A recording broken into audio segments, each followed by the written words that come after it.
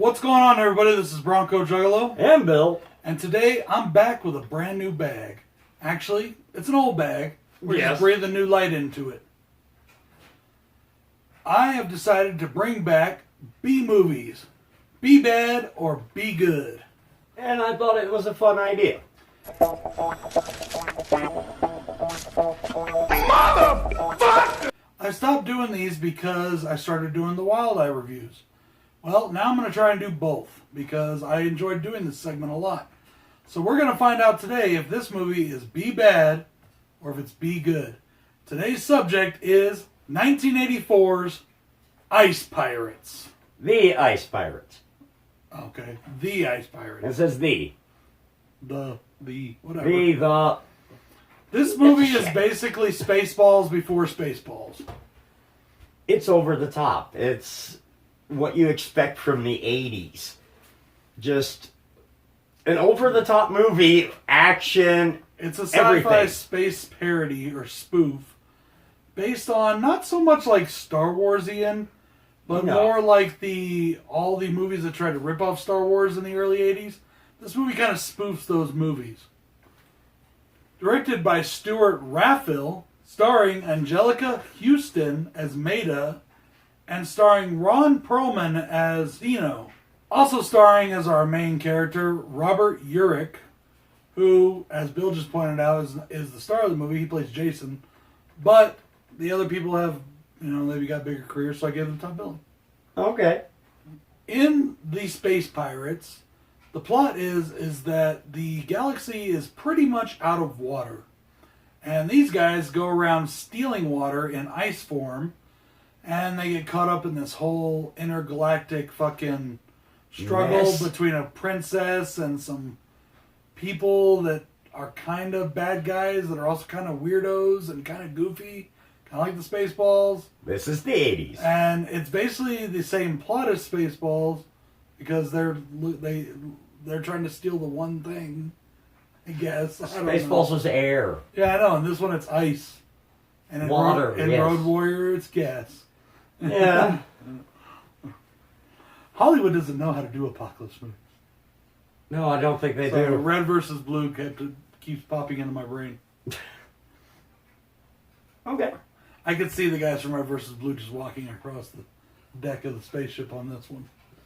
Okay. Guys, this had a $9 million budget and it made $14.3 million in the box office. And that's pretty much all the interesting facts I could find out about it. Bill, you want to start with pros and cons? Okay. Where do you want to start this time? Let's start with cons. Okay. The biggest con for this film is it's kind of all over the place. And if you don't pay attention, you'll miss little things and then you'll be confused. It very much has that we made it up as we went along feel. It does kind of have this feel to it, but that was kind of the 80s with some of these movies. A lot of movies back in the 80s kind of felt like they started with a script. Like the Garbage Pail Kids.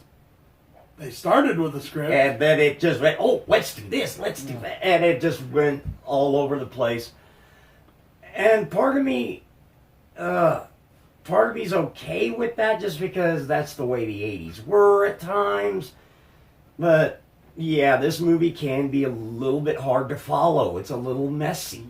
Personally, I was not huge on this movie, but I was entertained by it. Entertained enough, especially because I kind of MST3K'd it a lot, which actually kind of got on Bill's nerves after a while. Because he missed things and started asking me, why is this?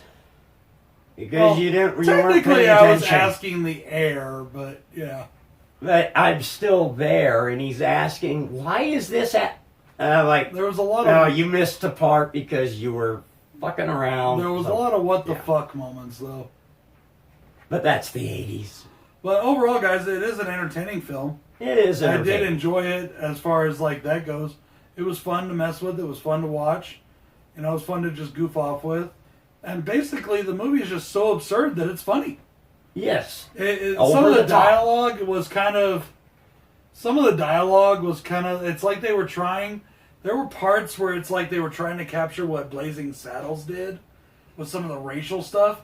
but it didn't Okay. quite hit like Blazing Saddles does. Yeah. You know, okay, I they give you that. tried, but it didn't really work. Yeah. But other than that, the movie is pretty fun. It was just kind of a fun, crappy kind of film that you just kind of like turn on when you're drinking or getting stoned. You know? Okay. Okay, I can get down with that. All right. I guess pros then. This is a pro for me. That it is just what the 80s were about. The 80s, it's like, plot, we don't really need it that much. Just, explosion, explosion. There are a lot of movies in the 80s where, yeah, it's just non-stop, mindless violence and action. But we kind of like those movies every now and then. We don't want something that's totally in-depth in your brain where you got to really pay attention too much.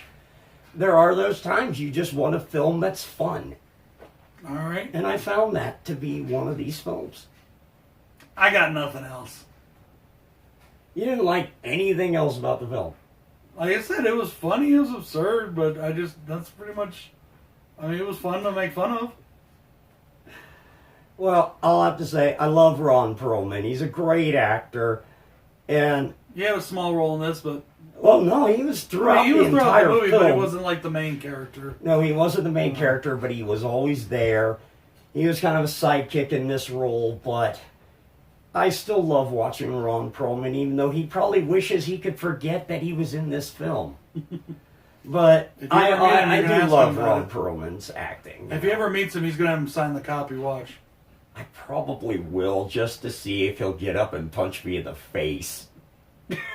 All right, Bill, so part of this segment is we got to give it the rating. Did this movie make it? Is it B bad or is it B good?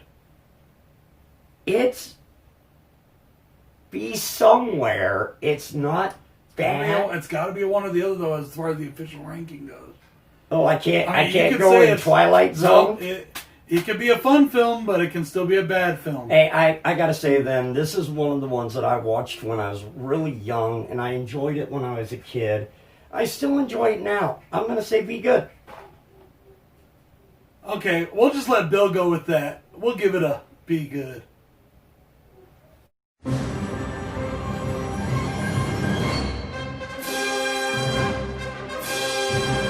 You really hated this film, didn't you? No, it was okay. All right, guys. I hope you enjoyed the segment. Let me know, because I haven't done this in quite a while. I do have a playlist for this segment Oh yeah. with some other movies on it that some were good, some were bad. I hope you enjoy it. Go check out the playlist. We'll see you next time on B Movies. Be good or be bad. And hey, give some suggestions. Yeah, you want to. There are a lot of fucking films out there that nobody's ever heard of. A lot of B movies. Please, suggestions. Bring them to us. Bring them to us. Movies that he's never seen, I've never seen. I would love to watch these films. Wouldn't you? Oh, sure. Yes, sure. You really need to give shit a shot. I'm just fucking around. I know you are. See you later, y'all. Peace. Good night.